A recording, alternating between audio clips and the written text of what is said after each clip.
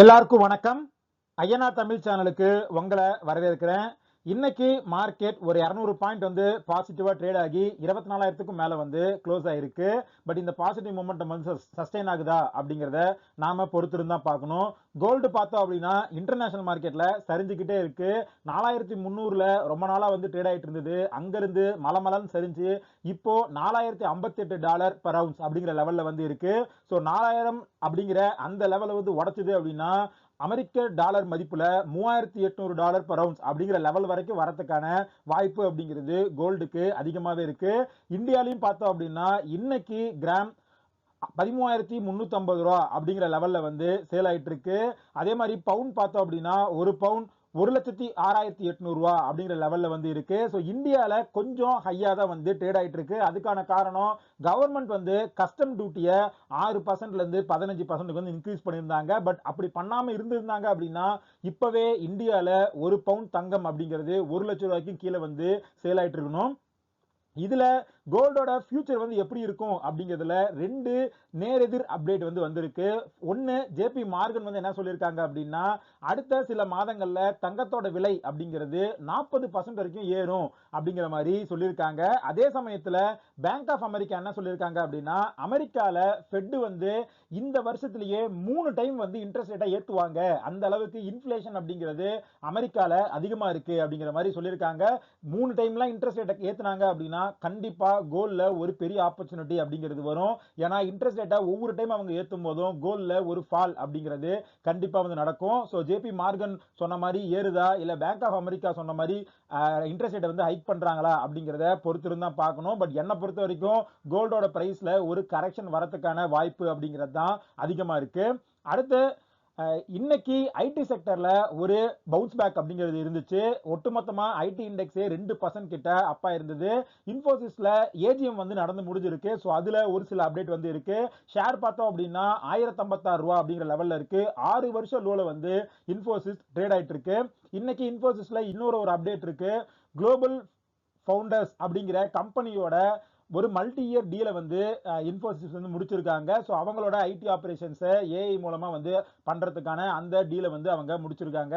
அடுத்து ஏஜிஎம்ல என்ன மாதிரியான அப்டேட் வந்திருக்கு அப்படிங்கிறத பார்க்கலாம். இன்ஃபோசிஸோட சேர்மனான நந்தன் நல்கல்னி என்ன சொல்லியிருக்காரு அப்படின்னா இந்த என்டர்பிரைஸ் ஏஐ ஆப்பர்ச்சுனிட்டி அப்படிங்கிறத நாங்க வந்து ஒரு பெரிய ஆப்பர்ச்சுனிட்டியா தான் பார்க்கிறோம். ஏஐ வந்து நம்மள மாதிரி இருக்கிற ஒரு கம்பெனியை வந்து ரீப்ளேஸ் பண்ணாது அப்படிங்கிற மாதிரி அவர் வந்து சொல்லியிருக்காரு. 2030க்குள்ள 300ல இருந்து 400 பில்லியன் டாலர் ஆப்பர்ச்சுனிட்டி இந்த ஏஐ மூலமா வந்து இன்ஃபோசிஸ்க்கு கிடைக்கும் அப்படிங்கிற மாதிரி சொல்லியிருக்காரு. இப்போ வரைக்குமே ஏஐ இருந்து மட்டுமே ஆனுவலா $1 பில்லியன் நம்ம வந்து ரெவன்யூ பண்ணிட்டு இருக்கோம். அது ஓவரால் ரெவன்யூல 5.5% வரைக்கும் நம்ம வந்து பண்றோம். ஸோ இது வரும் காலங்களில் இன்க்ரீஸ் ஆகும் அப்படிங்கிற மாதிரியும் அப்டேட் பண்ணியிருக்காரு. ஆல்ரெடி இவங்களோட டாப் 20 கிளைண்ட்ஸ்ல 90% ஏஐ கொலாபரேஷன் வந்து நாங்க பண்ணிட்டு இருக்கோம். ஸோ அவங்களுக்கான ஏஐ ஒர்க்கையும் நாங்க ஸ்டார்ட் பண்ணி அதுலயும் வந்து நாங்க பண்ணிட்டு இருக்கோம் அப்படிங்கிற மாதிரி அப்டேட் பண்ணியிருக்காரு. அடுத்து சிஇஓவா இப்ப இருக்கிறது சலல் பரேக். அவரோட பதவிக்காலம் அப்படிங்கிறது இந்த ஒரு வருஷத்தோட வந்து முடிய போகுது. பட் அது பத்தி கேட்டாலுமே அதை பத்தின எந்த அப்டேட்டுமே இந்த ஏஜிஎம்ல வந்து கிளியரா வந்து கொடுக்கப்படல. அதே சமயத்துல கேஷ் ஃப்ளோ வந்து நல்லா இருக்கு. ஷேர் ஹோல்டரோட பே அவுட் வந்து ஃப்ரீ கேஷ் ஃப்ளோல 113% வந்து பண்ணியிருக்கோம் அப்படிங்கிற மாதிரியான ஆபரேஷனல் விஷயங்களை வந்து சொல்லியிருக்காங்க. ஆக்சுவலி டிவிடெண்ட் பாத்தீங்க அப்படின்னா 25 ரூபா பர் ஷேர் அப்படிங்கிற மாதிரி அனௌன்ஸ் பண்ணியிருந்தாங்க. ஜூன் 10 ரெக்கார்ட் டேட்டா வச்சு பேமெண்ட் வந்து நாளைக்கு கிரெடிட் ஆயிடும் அப்படிங்கிற மாதிரியான ஒரு அப்டேட் வந்து கொடுத்திருக்காங்க. அடுத்து வேலைக்கு ஆள் எடுக்கிறத பத்தி பேசும்போது ஃப்ரெஷர்ஸை நாங்க எடுக்கிறத நிறுத்த போறது இல்ல, 20,000 பேர்த்த பினான்சியல் இயர் 26ல நாங்க எடுக்க போறோம் அப்படிங்கிற மாதிரியான ஒரு அப்டேட்டையும் வந்து இன்ஃபோசிஸ் கொடுத்திருக்காங்க. ஸோ ஐடியில் ஒரு பெரிய சரிவு ஏஐ ரிலேட்டடாக வந்துட்டு இருக்க டைம்ல இந்த மாதிரியான அப்டேட் அப்படிங்கிறது ஒரு சின்ன பாசிட்டிவ் விஷயமா வந்து பார்க்கப்படுது. இன்ஃபோசிஸ் மட்டுமே இல்லை, சமீபமா கடந்த 6 மாசத்துல இந்தியாவில் இருக்கிற பெரிய ஐடி நிறுவனங்கள் பல பில்லியன் டாலர்ஸை வந்து ஏஐ ரிலேட்டடா வந்து இன்வெஸ்ட் பண்ணியிருக்காங்க. அதுலயும் பெரிய பெரிய கம்பெனிஸ்ல வந்து இன்வெஸ்ட் பண்ணியிருக்காங்க. அக்விசிஷன் இந்த மாதிரியான விஷயங்கள் வந்து பண்ணியிருக்காங்க அப்படிங்கிற மாதிரியான அப்டேட் வந்து கொடுத்திருக்காங்க. இன்னைக்கு டிசிஎஸ் ஒரு 2.5% அப்பா இருந்தது. இன்ஃபோசிஸ் ஒரு 2.5%க்கு மேலே வந்து பாசிட்டிவா ட்ரேட் ஆயிட்டு இருந்தது. விப்ரோவும் எக்ஸெல் டெக்கும் வந்து பிளாட்டா வந்து ட்ரேட் ஆயிடுச்சு. அடுத்து டாடா மோட்டார்ஸ் அவங்களோட பிசினஸ் அப்டேட்டை வந்து கொடுத்துருக்காங்க. Passenger vehicle and commercial vehicle இது ரெண்டுலையுமே அவங்களோட கோல்ஸ் என்ன, அதை நாங்கள் எப்படி அடைய போறோம் அப்படிங்கிற ஒரு ரோட் மேப்பையே வந்து ப்ரொவைட் பண்ணியிருக்காங்க. பேசஞ்சர் வெஹிக்கிள்ல இப்போ வரைக்குமே அவங்க கிட்ட 9.8% கிட்ட மார்க்கெட் ஷேர் அப்படிங்கிறது இருக்கு. 2030 to 31க்குள்ள அதை டபுள் ஆக்க போறோம், 20% மார்க்கெட் ஷேர் வந்து நாங்க பிடிக்க போறோம் அப்படிங்கிற மாதிரி சொல்லியிருக்காங்க. அதே மாதிரி கமர்ஷியல் வெஹிக்கிள் செக்மெண்ட்ல பாத்தீங்க அப்படின்னா 2027-28 இந்த பினான்சியல் இயர்க்குள்ளேயே நாங்க மார்க்கெட் ஷேரை 40% வந்து இன்க்ரீஸ் பண்ண போறோம் அப்படிங்கிற மாதிரி சொல்லியிருக்காங்க. ஆல்ரெடி கமர்ஷியல் வெஹிக்கிள்ல 30%க்கும் மேல மார்க்கெட் ஷேர் அப்படிங்கிறது டாடா மோட்டார்ஸ் கிட்ட தான் இருக்கு. அதுலயும் பேசஞ்சர் வெஹிக்கிள் செக்மெண்ட்ல பாத்தீங்க அப்படின்னா 26 புதிய மாடல்ஸ் வந்து நாங்க லான்ச் பண்ண போறோம் 2031க்குள்ள அப்படிங்கிற மாதிரி சொல்லியிருக்காங்க. சேல்ஸ் வந்து டபுள் ஆக்க போறோம். பர் இயர் 1.2 மில்லியன் வெஹிக்கிள்ஸை வந்து சேல்ஸ் பண்றதுக்கான வேலையை வந்து நாங்க பார்த்துட்டு இருக்கோம். இதுல இந்த பேசஞ்சர் வெஹிக்கிள்ல ஈவி அப்படிங்கிறது ஒரு முக்கியமான ரோலை வந்து பிளே பண்ணும் அப்படிங்கிற மாதிரியும் அப்டேட் பண்ணியிருக்காங்க. இந்த பேசஞ்சர் வெஹிக்கிளை பொறுத்த வரைக்கும் டொமஸ்டிக்ல இந்த கம்பெனியோட பர்ஃபார்மன்ஸ் அப்படிங்கிறது நல்லா இருந்தாலும் ஜாகுவார் லேண்ட் ரோவர் தான் இந்த கம்பெனிக்கு இருக்கிற ஒரு பெரிய பிரச்சனையா இருக்கு. ஸோ அங்க இருந்து வர அப்டேட் தான் ஷேர் பிரைஸ்ல தொடர்ந்து பிரஷர் அப்படிங்கிறத போட்டுட்டு இருக்கு. ஜெயலர் கொடுத்த அப்டேட்ல என்ன சொல்லிருக்காங்க அப்படின்னா பினான்சியல் 26 அப்படிங்கிறது கொஞ்சம் பேடா தான் இருந்துச்சு. பட் பினான்சியல் 27ல டர்ன் அரவுண்ட் பண்றதுக்கான ஒர்க்கை வந்து நாங்க பண்ணிட்டு இருக்கோம். ப்ராஃபிட் மார்ஜினை 4% வரைக்கும் கொண்டு வரதுக்கான வேலை அப்படிங்கிறத நாங்க பண்ணிட்டு இருக்கோம் அப்படிங்கிற மாதிரியான அப்டேட் வந்து கொடுத்திருக்காங்க. ஏசியன் மார்க்கெட்ல ஜேஎல்ஆர் வந்து நல்லா வந்து பர்ஃபார்ம் பண்ண ஆரம்பிச்சிருக்கு. இந்தோனேஷியால கொஞ்சம் மார்க்கெட் ஷேர் வந்து பிடிக்க ஆரம்பிச்சிருக்கும் அப்படிங்கிற மாதிரியான அப்டேட்டையும் வந்து பேசஞ்சர் வெஹிக்கிள் செக்மெண்ட்ல வந்து டாடா மோட்டார்ஸ் வந்து ப்ரொவைட் பண்ணியிருக்காங்க. அடுத்து கமர்ஷியல் வெஹிக்கிள் செக்மெண்ட்ல பார்த்தோம் அப்படின்னா ஸ்மால் அண்ட் மிட் பிக்கப் ட்ரக்ல வந்து 9 புதிய மாடலை வந்து நாங்க லான்ச் பண்றோம் அப்படிங்கிற மாதிரியான அப்டேட் வந்து கொடுத்திருக்காங்க. அதே மாதிரி இந்த இவிகோ அப்படிங்கிற அந்த இட்டாலியன் ட்ரக் மேனுஃபேக்சர் அக்விசிஷன் பண்ணி முடிச்சோம் அப்படின்னா அதன் மூலமாவும் பிசினஸ்ல நல்லா வந்து பர்ஃபார்ம் பண்ண முடியும் அப்படிங்கிற ஒட்டுமொத்த அப்டேட்டையும் வந்து கொடுத்திருக்காங்க. இதெல்லாம் நடந்துட்டு இருந்த டைம்ல கமர்ஷியல் வெஹிக்கிள் செக்மெண்ட்ல ஒரு பாசிட்டிவ் அப்டேட் வந்து நடந்திருக்கு. மார்க்கெட்ல ஒரு 3% கிட்ட ஒரு பாசிட்டிவ் மொமெண்டம் இருக்கு. பட் பேசஞ்சர் வெஹிக்கிள் ஷேர்ஸ் அப்படிங்கிறது ஒரு நெகட்டிவ் ட்ரெண்ட்ல தான் வந்து ட்ரேட் ஆயிட்டு இருக்கு. எனக்கு தெரிஞ்சு ஜேஎல்ஆர்ல ப்ராப்ளம்லாம் சால்வ் ஆகிற வரைக்குமே பேசஞ்சர் வெஹிக்கிள் இந்த 300 to 350 அப்படிங்கிற லெவல்லே வந்து ட்ரேட் ஆகும். ஸோ 300 ரூபாய் கிட்டலாம் வந்துச்சு அப்படின்னா கொஞ்சம் நல்லா கன்சிடர் பண்றதுக்கான ஒரு ஆப்பர்ச்சுனிட்டி வரும் அப்படிங்கிற மாதிரி நினைக்கிறேன். கமர்ஷியல் வெஹிக்கிள் அப்படிங்கிறது கொஞ்சம் மேலேயும் கீழே வந்து போயிட்டு இருக்கு. ஸோ அங்க எப்பெல்லாம் ஆப்பர்ச்சுனிட்டி வருதோ அப்பயுமே நான் வந்து அக்குமுலேஷன் அப்படிங்கிறத இந்த ரெண்டு ஷேர்லையுமே கொஞ்சம் கொஞ்சமா வந்து பண்ணிட்டு இருக்கேன். ஏன்னா டேர்ன் அரவுண்ட் அப்படிங்கிறது இந்த ரெண்டுலையுமே கொஞ்சம் டைம் எடுக்கும் அப்படிங்கிறது தான் கம்பெனியோட அப்டேட்ல இருந்து நமக்கு தெரியுற விஷயமா இருக்கு. அடுத்து கடந்த ஒரு வாரத்துல நிப்டி ஃபார்மா பார்த்தோம் அப்படின்னா 3% கிட்ட பாசிட்டிவா பர்ஃபார்ம் பண்ணியிருக்கு. எல்லா மருத்துவத்துறை சார்ந்த பங்குகளுமே நல்லாவே வந்து பர்ஃபார்ம் பண்ணியிருக்காங்க. இப்போ இந்த துறைக்கு இன்னொரு பாசிட்டிவ் அப்டேட் வந்து கிடைச்சிருக்கு. அது என்ன அப்படின்னா அமெரிக்கால இன்ஃபோஸ்போமைடு அப்படிங்கிற இந்த கீமோதெரபிக்கான மருந்து வந்து தட்டுப்பாடா இருக்கு. ஸோ அதுக்கு இந்தியன் கவர்மெண்ட் வந்து சப்போர்ட் பண்ணும் அப்படிங்கிற மாதிரியான ஒரு விஷயத்தை அமெரிக்காவோட FDA வந்து சொல்லியிருக்காங்க. ஸோ இதை இந்தியாவில் தயாரிக்கிற நிறுவனங்கள் அப்படின்னு பார்த்தோம்னா ஜைடஸ், சிப்லா, அல்கம், அதுக்கப்புறம் வந்து அரபிந்தோ ஃபார்மா இவங்க எல்லாருமே பண்ணிட்டு இருக்காங்க. ஸோ இதுல இவங்க எல்லாத்துக்குமே ஒரு பிசினஸ் எக்ஸ்பான்ஷன் அப்படிங்கிறது கிடைக்கும் அப்படிங்கிற மாதிரியான ஒரு அப்டேட் வந்து கிடைச்சிருக்கு. இன்னைக்கு டாக்டர் ரெட்டி பார்த்தோம் அப்படின்னா 2% கிட்ட அப்பா இருந்தது. பட் ஜைடஸ்ல கொஞ்சம் ஒரு ஃபால் இருந்தது. மைனரா 1100 ரூபாய்க்கு கீழே வந்து வந்துச்சு. ஸோ அங்க ஒரு ஆப்பர்ச்சுனிட்டி இருக்கு அப்படிங்கிற மாதிரி தான் நான் வந்து நினைக்கிறேன். இன்னைக்கு நான் வந்து ஜைடஸ் கன்சிடர் பண்ணல. பட் நாளைக்கு ஜைடஸ் வந்து 1100 ரூபாய் கீழே இருந்தா கண்டிப்பா வந்து கன்சிடர் பண்ணுவேன்.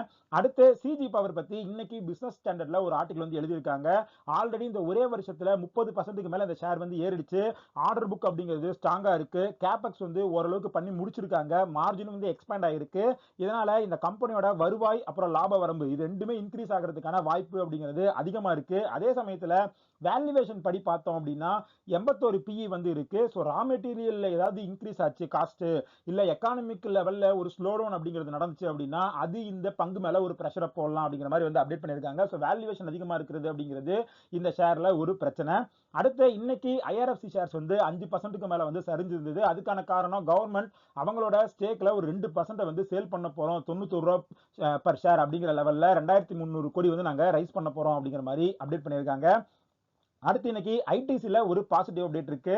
நாம போன வீடியோல இந்த GLP-1 ட்ரக் பண்ற பார்மசிட்டிக்கல் கம்பெனிஸ் அதுக்கும் சேர்த்து சப்ளிமெண்ட்ஸ் வந்து ரெடி பண்ணிட்டு இருக்காங்க ஊட்டச்சத்துக்கு அப்படிங்கிற மாதிரி வந்து பார்த்திருந்தோம். இப்போ அந்த ஸ்பேஸ்ல ஐடிசி வந்து என்டர் ஆகுறாங்க. ஹை புரோட்டீன் அப்புறம் ஹை ஃபைபர் இந்த ரெண்டுமே இருக்கிற உணவுப் பொருட்களை வந்து நாங்க மார்க்கெட்ல அறிமுகப்படுத்த போறோம். ஸோ இந்த மார்க்கெட் செக்மெண்ட்ல நாங்க எங்களோட மார்க்கெட் பொசிஷனை வந்து ஸ்ட்ராங் பண்ண போறோம் அப்படிங்கிற மாதிரி ஐடிசி ஒரு பாசிட்டிவ் அப்டேட் வந்து கொடுத்திருக்காங்க.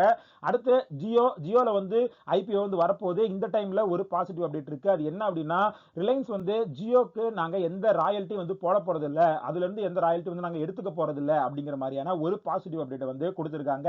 மார்க்கெட்ல ஜியோ தவிர்த்து என்எஸ்சி அப்புறம் எஸ்பிஐ மியூச்சுவல் ஃபண்ட் இந்த ரெண்டு பெரிய ஐபிஓஸ் வந்து வரப்போகுது.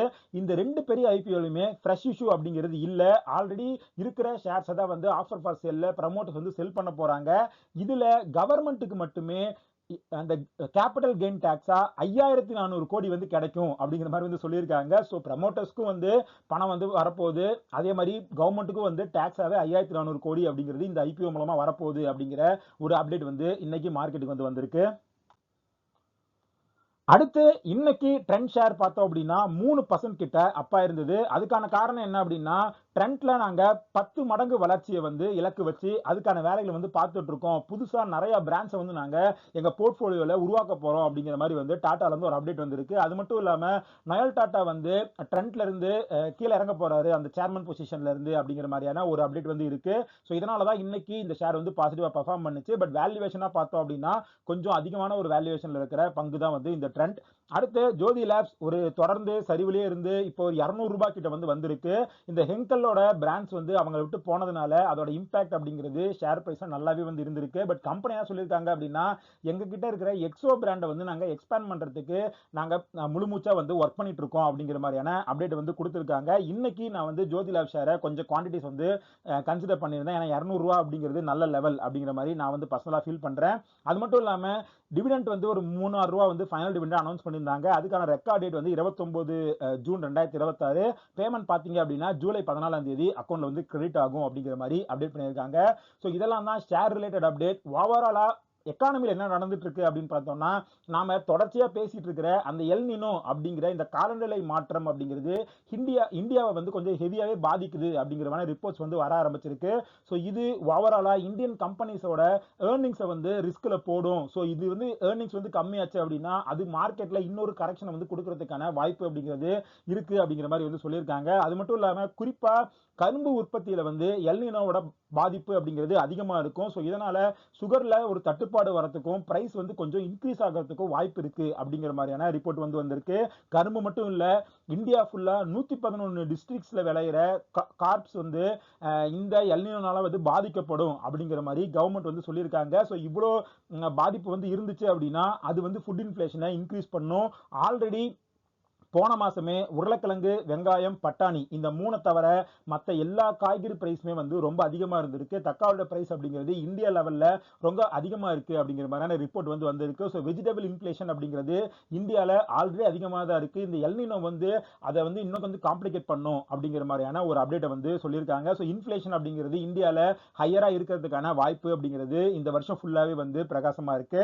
அடுத்து பேங்க் நிஃப்டி பார்த்தோம் அப்படின்னா இன்னைக்கு 1.5% மேல பாசிட்டிவா ட்ரேட் ஆயிட்டு இருந்தது. பட் பேங்க்ஸ்ல கொஞ்சம் ஒரியிங் சைன்ஸ் வந்து வர ஆரம்பிச்சிருக்கு அப்படிங்கிறத நான் வந்து பார்க்குறேன். ஏன்னா டெபாசிட் growth அப்படிங்கிறது பெருசா வந்து இல்ல, கிரெடிட் growth வந்து அதிகமா இருக்கு. ஸோ இதை வந்து மேட்ச் பண்றதுக்காக பேங்க்ஸ் வந்து இந்த சர்டிபிகேட் ஆஃப் டெபாசிட்ஸை தொடர்ந்து வந்து வாங்கிட்டே இருக்காங்க. இப்போ இந்த ஜூன்லயுமே 1 trillion amount of certificate of deposits வந்து பேங்க்ஸ் வந்து ரைஸ் பண்ணியிருக்காங்க. ஸோ இது பேங்க்ஸோட மார்ஜின்ல வந்து ஒரு ப்ரெஷரை வந்து போடும். அது மட்டும் இல்லாம ஓவராலா பேங்கிங் சிஸ்டம்லயே லிக்விடிட்டி அப்படிங்கிறது டெபிசிட்ல வந்து போயிருக்கு 3 மாசத்துக்கு அப்புறம் அப்படிங்கிற மாதிரியான ஒரு அப்டேட் வந்து கொடுத்திருக்காங்க. இந்த எல் நினோ சார்ந்த பிரச்சனைகள் வந்து அதிகமாச்சு அப்படின்னா அது பேங்க்ஸ்ல அவங்களோட என்பிஏ வந்து இன்க்ரீஸ் பண்ணும். ஸோ அது அவங்களோட திரும்ப வந்து அசட் குவாலிட்டியை வந்து பாதிக்கிறதுக்கான வாய்ப்பு அப்படிங்கிறது அதிகமா இருக்கு. ஸோ பேங்க்ஸ்ல இன்னுமே வந்து ப்ரெஷர் வந்து மவுண்ட் ஆகும் அப்படிங்கிற மாதிரி தான் நான் பர்சனலா வந்து ஃபீல் பண்றேன். அது மட்டும் இல்லாம ஆயில் பிரைசஸ் வந்து இப்போதைக்கு இன்டர்நேஷனல் லெவல்ல $78-77 அப்படிங்கிற லெவல்ல வந்து இருக்கு. பட் எல்லாருமே என்ன சொல்லியிருக்காங்க அப்படின்னா இந்த வருஷ செகண்ட் ஹாஃப்ல வந்து அது திரும்ப $80-90 வரைக்கும் போறதுக்கான வாய்ப்பு அப்படிங்கிறது இருக்கு அப்படிங்கிற மாதிரி சொல்லியிருக்காங்க. ஏன்னா உலகம் ஃபுல்லா ஆயில் ரிசர்வ் அப்படிங்கிறது எல்லா கண்ட்ரீஸ்லயுமே வந்து குறைஞ்சிருக்கு. ஸோ அதை வந்து ரீஃபில் பண்ற வேலையை கண்ட்ரிஸ் வந்து பண்ணுவாங்க. அது மட்டும் இல்லாம இன்ஃப்ராஸ்ட்ரக்சரா கொஞ்சம் டேமேஜும் வந்து நடந்திருக்கு. ஸோ அதெல்லாம் வந்து சால்வ் ஆகுற வரைக்கும் ஆயில் பிரைஸ் அப்படிங்கிறது ஹையரா இருக்கும் அப்படிங்கிற மாதிரியான ஒரு அப்டேட்டை தான் அனலிஸ்ட் எல்லாருமே சொல்லியிருக்காங்க. ஸோ இதெல்லாம் தான் இன்னைக்கு market related and economy related update. இந்த வீடியோல நம்ம டிஸ்கஸ் பண்ண எல்லா விஷயங்களையுமே ஒரு இன்ஃபர்மேட்டிவ் பர்பஸ்க்கு தான். நீங்க இன்வெஸ்ட் பண்றதுக்கு முன்னாடி பர்சனலா ரிசர்ச் பண்ணுங்க, ஒரு செபி ரிசர்வேட்டை செக் பண்ணிட்டு அதுக்கப்புறம் இன்வெஸ்ட் பண்ணுங்க. இந்த வீடியோல நம்ம டிஸ்கஸ் பண்ண எல்லா விஷயங்களும் கொஞ்சம் ஹெல்ப்ஃபுல்லா இருந்துச்சு அப்படின்னா வீடியோவை லைக் பண்ணுங்க, நம்ம சேனலை சப்ஸ்கிரைப் பண்ணுங்க. இதே மாதிரி இன்னொரு வீடியோவோட உங்களை மீட் பண்றேன். அது வரைக்கும் நன்றி, வணக்கம்.